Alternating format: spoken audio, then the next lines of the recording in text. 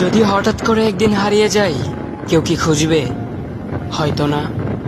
যদি আমার আইডি থেকে ভিডিও পোস্ট করা না হয়, কেউ কি মিস করবে? হয়তো না। ইনবক্সে মেসেজ আসবে কিন্তু সিন হবে না, রিপ্লাই পাবে না, পড়ে থাকবে ওইভাবেই।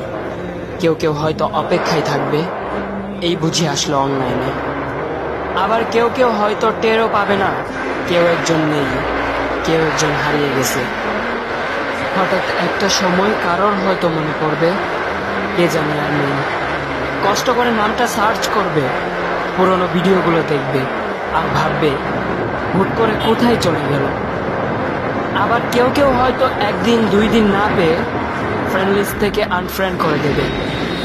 যখন আমি থাকবো না, তখন আমার স্মৃতি কারোর মনে পড়বে, হয়তো পড়বে, আবার হয়তো পড়বে না। তবে হারাতে হবে, হারাতে হয়, হারিয়ে যাওয়াই নিয়ম।